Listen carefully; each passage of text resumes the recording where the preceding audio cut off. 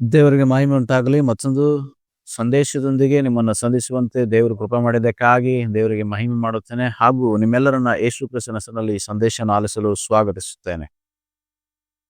ಹೊಸ ದಿನ, ದೇವರಿಗೆ ಸ್ತೋತ್ರ. ದೇವರು ಈ ಒಂದು ಹೊಸ ದಿನ ಕೊಟ್ಟಿದ್ದಾನೆ. ದೇವರಿಗೆ ಮಹಿಮೆ ಮಾಡೋಣ.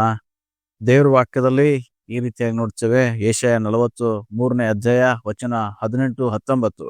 ಹಳೆ ಸಂಗತಿಗಳನ್ನ ಜ್ಞಾಪಕಕ್ಕೆ ತಂದುಕೊಳ್ಳಬೇಡಿರಿ, ಪುರಾತನ ಕಾರ್ಯಗಳನ್ನ ಮರೆತು ಬಿಡಿ, ಇಗೋ ಹೊಸ ಕಾರ್ಯವನ್ನ ಮಾಡುವೆನು.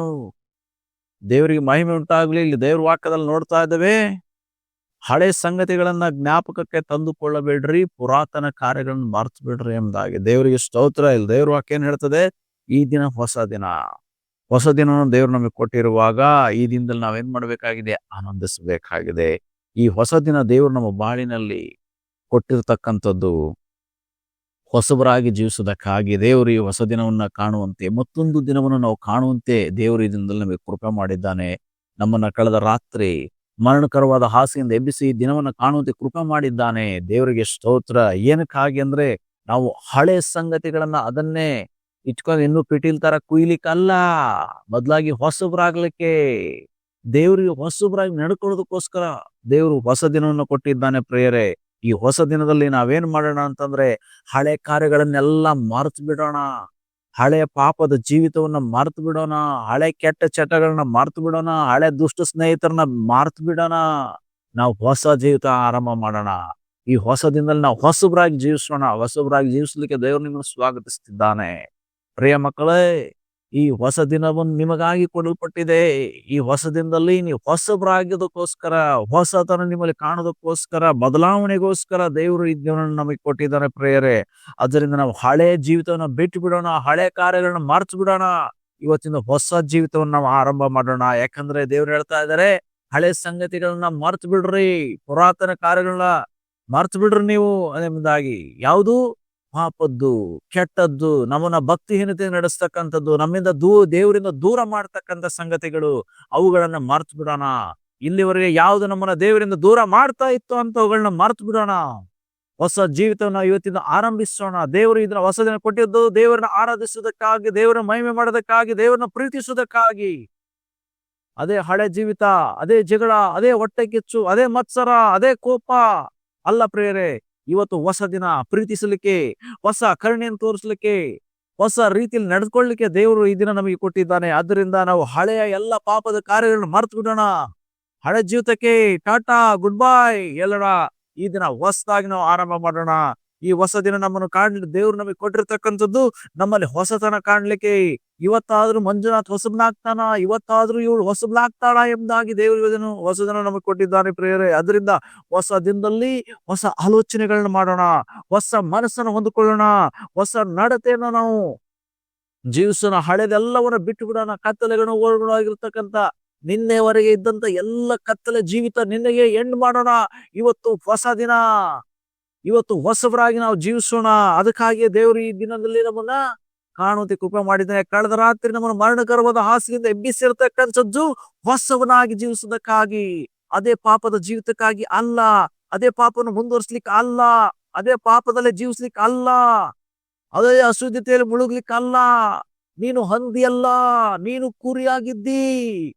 ಹಂದಿ ತಾನೇನ್ ಮಾಡ್ತದೆ? ಕೊಚ್ಚೆಯಲ್ಲೇ ಪ್ರತಿದಿನ ಉಳ್ಳಾಡುತ್ತೆ. ನೀವು ಹಂದಿಗಳಲ್ಲ, ನೀವು ಕುರಿಗಳು. ಯೆಹೋವನು ನನಗೆ ಕುರುಬನು ಕೊರತೆ ಬಿಡನೆ ಎಂಬುದಾಗಿ ಭಕ್ತನು ಹೇಳುವಂತೆ, ಇವತ್ತು ಕರ್ತನ ಕುರಿಗಳು ನಾವು ಆಗಿದ್ದೇವೆ. ಆತನನ್ನು ಹಿಂಬಾಲಿಸುವುದಕ್ಕಾಗಿ ಉದಯ ಕಾಲವನ್ನು ದೇವರು ನಮಗೆ ಕೊಟ್ಟಿದ್ದಾನೆ. ಈ ದಿನದಲ್ಲಿ ನಾವು ಆತನನ್ನ ಹಿಂಬಾಲಿಸೋಣ. ಹಳೆ ಜೀವಿತವನ್ನ ಹಿಂಬಾಲಿಸೋದು ಬೇಡ. ಹೊಸತನದಲ್ಲಿ ನಾವು ಜೀವಿಸೋಣ. ಆ ಮೂಲಕವಾಗಿ ದೇವರು ನಾವು ಮಹಿಮೆ ಮಾಡೋಣ. ಹೊಸದನ್ನ ಈ ದಿನದಿಂದ ಆರಂಭ ಮಾಡೋಣ. ಈ ಹೊಸ ದಿನದಲ್ಲಿ ಹೊಸ ಕಾರ್ಯಗಳಲ್ಲಿ ನಾವು ನಮ್ಮನ್ನು ನಾವು ತೊಡಗಿಸಿಕೊಳ್ಳೋಣ. ಆ ಮೂಲಕವಾಗಿ ನಾವು ದೇವರ ನಾಮವನ್ನ ಮಹಿಮೆ ಮಾಡೋಣ. ಯಾಕೆಂದ್ರೆ ಕೀರ್ತನೆಗಳು 118-24ನೇ ವಚನದಲ್ಲಿ ಈ ರೀತಿ ಹೇಳ್ತದೆ, ಈ ದಿನವು ಯೆಹೋವನಿಂದಲೇ ನೇಮಕವಾದದ್ದು, ಇದರಲ್ಲಿ ನಾವು ಉಲ್ಲಾಸಿಸೋಣ, ಆನಂದಿಸೋಣ ಎಂಬುದಾಗಿ. ದೇವರಿಗೆ ಸ್ತೋತ್ರ. ಈ ದಿನ ಯೆಹೋವನಿಂದಲೇ ನೇಮಕವಾದದ್ದು, ಯೆಹೋವನಿಗಾಗಿ. ಆತನಲ್ಲಿ ನಾವು ಆನಂದ ಪಡ್ಲಿಕ್ಕೆ, ಆತನಲ್ಲಿ ಉಲ್ಲಾಸ ಪಡ್ಲಿಕ್ಕೆ ದೇವರು ಇದನ್ನು ನಮಗೆ ಕೊಟ್ಟಿದ್ದಾನೆ. ಪ್ರೇರೆ, ಆದ್ದರಿಂದ ಈ ದಿನ ನೇಮಕವಾಗಿದೆ ಯಾವುದಕ್ಕಾಗಿ? ದೇವರಿಂದ ನೇಮಕವಾಗಿರ್ತಕ್ಕಂಥದ್ದು ಯಾವುದಕ್ಕಾಗಿ? ನಾವು ಆತನಲ್ಲಿ ಉಲ್ಲಾಸಿಸುವುದಕ್ಕೂ, ಆತನಲ್ಲಿ ಸಂತೋಷಿಸುವುದಕ್ಕೂ, ಆತನು ಯಾವ ವಿಷಯಗಳಲ್ಲಿ ಸಂತೋಷಿಸುತ್ತಾನೋ ಆ ವಿಷಯಗಳಲ್ಲಿ ನಾವು ಸಂತೋಷಿಸುವುದಕ್ಕಾಗಿ ಈ ದಿನ ಕೊಡಲ್ಪಟ್ಟಿದೆ. ಆತನು ಮಹಿಮೆ ಹೊಂದುವುದಕ್ಕಾಗಿ ಈ ದಿನ ನಮ್ಮನ್ನ ಇಟ್ಟಿದ್ದಾನೆ. ಈ ಭೂಲೋಕದಲ್ಲಿ ಇನ್ನೂ ನಿನ್ನ ನನ್ನ ಉಸಿರಿರುತ್ತಕ್ಕಂಥದ್ದು ಆತನನ್ನ ಮಹಿಮೆ ಪಡಿಸ್ಲಿಕ್ಕೆ, ಆತನನ್ನ ಪ್ರಚುರ ಪಡಿಸ್ಲಿಕ್ಕೆ, ಆತನ ನಾಮವನ್ನು ಘನಪಡಿಸ್ಲಿಕ್ಕೆ, ಆತನ ನಾಮವನ್ನು ಮೇಲೆತ್ತಲಿಕ್ಕೆ ದೇವರು ಇವ ದಿನವನ್ನು ನಮಗೆ ಕೊಟ್ಟಿದ್ದಾರೆ ಪ್ರೇರೆ. ಆದ್ದರಿಂದ ಈ ಹೊಸ ದಿನದಲ್ಲಿ ನಮ್ಮನ್ನು ನಾವು ದೇವರ ಹಸ್ತಕ್ಕೆ ಒಪ್ಪಿಸಿಕೊಡೋಣ. ಸ್ವಾಮಿ, ಈ ಹೊಸ ದಿನ ಕೊಟ್ಟಿರ್ತಕ್ಕಂಥದ್ದು ನನ್ನ ಬದಲಾವಣೆಗಾಗಿ, ನನ್ನ ಹೊಸ ಜೀವಿತಕ್ಕಾಗಿ ದಿನ ಕೊಟ್ಟಿದ್ದೀ ಸ್ವಾಮಿ. ಈ ದಿನದಲ್ಲಿ ನನ್ನ ಹೊಸನಾಗಿ ನೀಡಲಿಕ್ಕೆ ಸಹಾಯ ಮಾಡು. ನನ್ನ ಹಳೆ ಎಲ್ಲ ಜೀವಿತ ನಾನು ಮಾರ್ತು ಬಿಡಕ್ಕೆ ನನಗೆ ಸಹಾಯ ಮಾಡು. ನಾನು ಹೊಸನಾಗಿ ನೀಡಿದ್ರ ಮೂಲಕ ನಿನ್ನ ನಾಮವನ್ನು ಮಹಿಮೆ ಮಾಡ್ಲಿಕ್ಕೆ ನನಗೆ ಕೃಪೆ ಮಾಡು. ನಿನ್ನ ಆತ್ಮನಿಂದ ತುಂಬಿಸು ಎಂಬುದಾಗಿ ಈ ಸಮಯದಲ್ಲಿ ನಾವು ಪ್ರಾರ್ಥನೆ ಮಾಡೋಣ. ಸರ್ವಶಕ್ತನಾಗಿರೋ ಪ್ರಭು, ಈ ಸಮಯಕ್ಕಾಗಿ ಸ್ತೋತ್ರ. ಈ ಹೊಸ ದಿನವನ್ನು ಕೊಟ್ಟಿರುವಾಗ ಈ ದಿನದಲ್ಲಿ ಹೊಸಬರಾಗಿ ನಾನು ಜೀವಿಸ್ಲಿಕ್ಕೆ ಸಹಾಯ ಮಾಡು.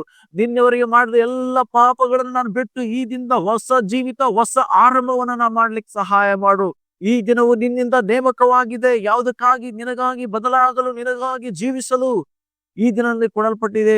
ಈ ದಿನ ನೇಮಿಸಿದೀಯ ಸ್ವಾಮಿ. ನೀನು ನೇಮಿಸಿರ್ತಕ್ಕಂಥ ಈ ದಿನದಲ್ಲಿ ನಿನ್ನ ನಾಮವನ್ನು ಮೈ ಮಾಡ್ಲಿಕ್ಕೆ ನಮಗೆ ಸಹಾಯ ಮಾಡು. ಈ ಸಂದೇಶ ಕೇಳಿಸಿಕೊಳ್ಳುತ್ತಿರತಕ್ಕಂಥ ಈ ಸಹೋದರ ಸಹೋದರನಿಗಾಗಿ ಪ್ರಾರ್ಥಿಸ್ತೇನೆ. ಇವ್ರನ್ನ ಆಶೀರ್ವಾದ ಮಾಡು. ಇವರು ಹೊಸವರಾಗಿ ಜೀವಿಸುವುದಕ್ಕೂ, ಆ ಮೂಲಕ ನಿನ್ನ ನಾಮವನ್ನು ಮಹಿಮೆ ಮಾಡೋದಕ್ಕೂ ಈ ದಿನವನ್ನ ಇವರ ಜೀವಿತದಲ್ಲಿ ಸಾರ್ಥಕ ದಿನವನ್ನಾಗಿ ಪರಿವರ್ತಿಸಿಕೊಳ್ಳುವುದಕ್ಕೆ ನಿನ್ನ ಆತ್ಮರ ಸಹಾಯವನ್ನು ಮಾಡು. ಹಾಗೆ ಮಾಡಿದ್ದಕ್ಕಾಗಿ ಸ್ತೋತ್ರ. ಯೇಸುವಿನ ನಾಮದಲ್ಲಿ ಪ್ರಾರ್ಥಿಸ್ತೇವೆ ಪರಲೋಕ ತಂದೆಯೇ, ಆಮೆನ್.